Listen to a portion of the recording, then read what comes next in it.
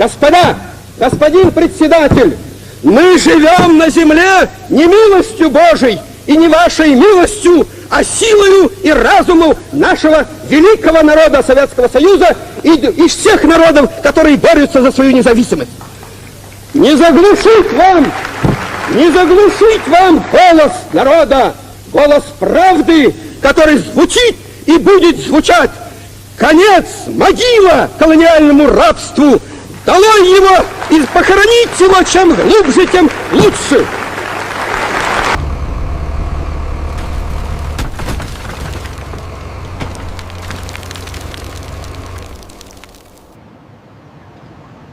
What a beautiful day in our glorious city. Yes, the children are enjoying the parade.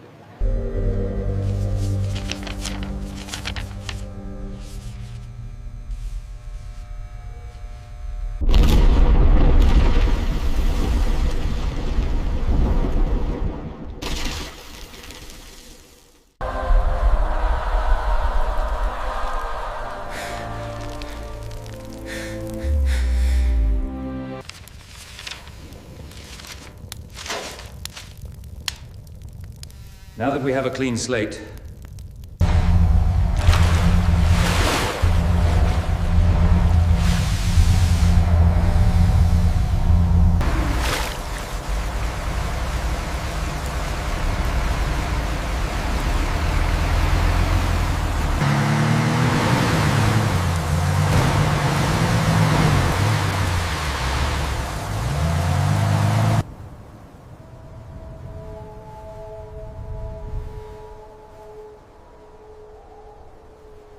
the most terrifying catastrophes begin with absolute silence. We were ordered to forget even our own names, to erase coordinates, to erase life itself. In the autumn of 1957, official television broadcasts showed a smiling Nikita Khrushchev proclaiming the era of the peaceful atom to the world from a political podium. But if that screen could have shattered like fragile glass, a completely different image would have broken through, a menacing, dead Ural forest. In the deep twilight of the taiga, the trees stood stripped of bark, while the fallen leaves, damp soil, and moss oozed an unnatural, phosphorescent, violet-blue luminescence. Through the thick fog, a soldier could barely move. His heavy breathing fogged the glass lenses of his rubber gas mask from the inside, and on his bare hand gripping a rusty shovel, horrifying water blisters were actively forming and bursting before his eyes. Behind him, in the gray haze, a heavy industrial bulldozer rumbled as it pushed the wooden log cabins of an entire village into a giant mass grave pit. This was CHELYABINSK, 40, a city that officially did not exist. Yet beyond the borders of this death zone, a true communist paradise flourished.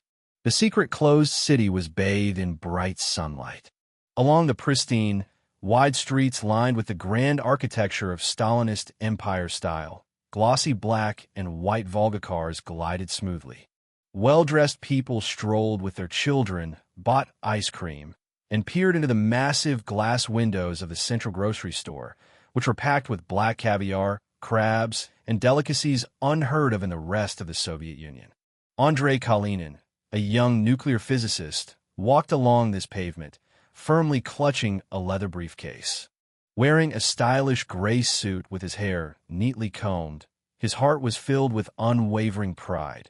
He believed that here, at the Mayak Chemical Combine, they were forging a nuclear shield for world peace.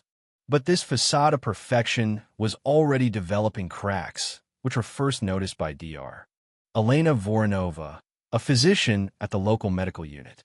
In her dimly lit office, under the harsh, direct light of a green desk lamp, she examined secret medical files in deep anxiety. Her finger trembled as she traced a line with a neatly written diagnosis: vegetovascular dystonia. Paper-clipped to the folder was a black and white photograph of a young factory worker. The young man was completely bald, his neck covered in deep ulcers and chemical burns. In the corner under Elena's desk sat a cardboard box overflowing with realistic clumps of fallen human hair. The atmosphere in the city was thick with paranoia, while deep underground, in the very heart of Mayak, the analog needles of pressure gauges on the waste storage tanks were already vibrating violently into the red warning zones.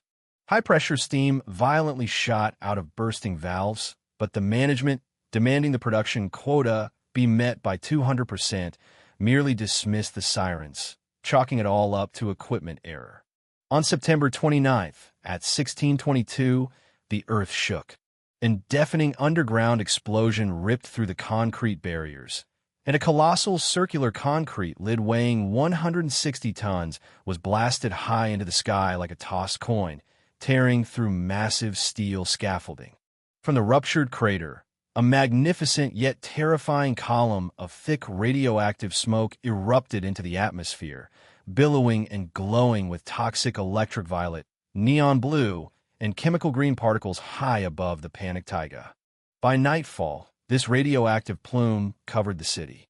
The night sky over Chelyabinsk, 40 transformed into a breathtakingly beautiful, ominous spectacle resembling the aurora borealis.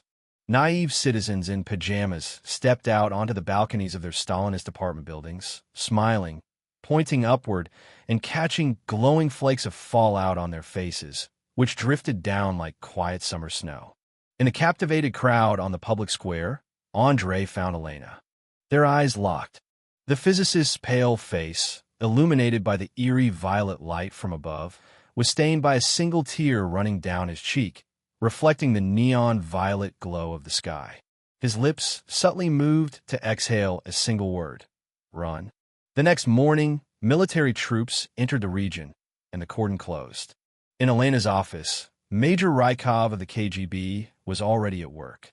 With a cold, ruthless expression, he threw medical charts into a metal trash can, from which thick, black, oily smoke rose. Elena froze in the corner in terror. On the wooden desk in the foreground, next to an ashtray, a heavy, metallic Soviet TT pistol lay conspicuously.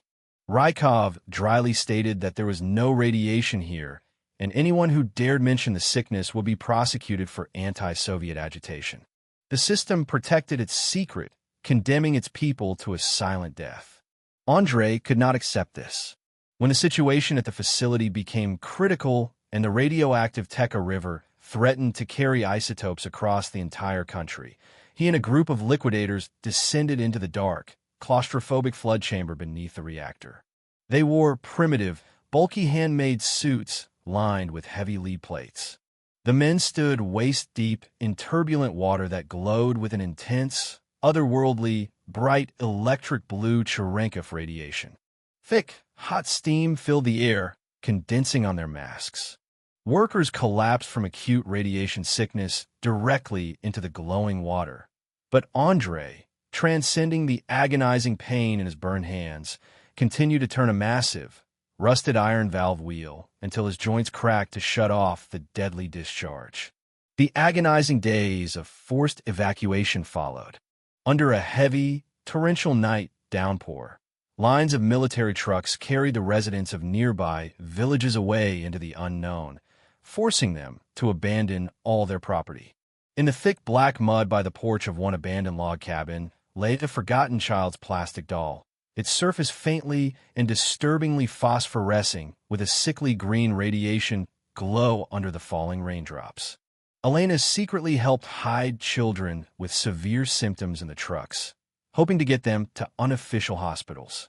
Andrei, meanwhile, committed what Rykov would deem the ultimate treason.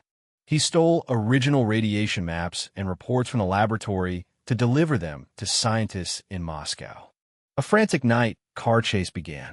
Andrei's black Volga tore down a washed-out dirt road through the forest, drifting dangerously from side to side, closely pursued by a menacing Ministry Zim limousine, slicing through the thick fog and rain with its round headlights. Mud and water sprayed violently from beneath the spinning tires, and the roar of the engines drowned out the storm. When the physicist's car spun out into a ditch, he had to flee into the darkness of the thick pine forest, saving the priceless documents. Rykov caught up with him at the very edge of contaminated marsh. A brief, desperate clash of two ideologies erupted, abruptly cut short by the sharp sound of a gunshot, which was swallowed by the silent Ural taiga. Decades passed. In the late 1980s, an elderly, gray-haired woman stood alone on the shore of a completely dead, still lake surrounded by rusted rows of barbed wire and yellow radiation warning signs. It was Elena. Against a heavy, overcast gray sky, she gently dropped a small paper boat into the unmoving water. If one could rise high above the clouds at that moment, a staggering aerial view would reveal the scale of the disaster. A gigantic, brown, dead and scarred strip of the East Ural's radioactive trace, slicing like a permanent wound directly through the vast green ocean of the Siberian taiga. The catastrophe remained a state secret for a long 30 years, but the sacrifice of those who stayed in that silence forever saved the world from a far more terrible end.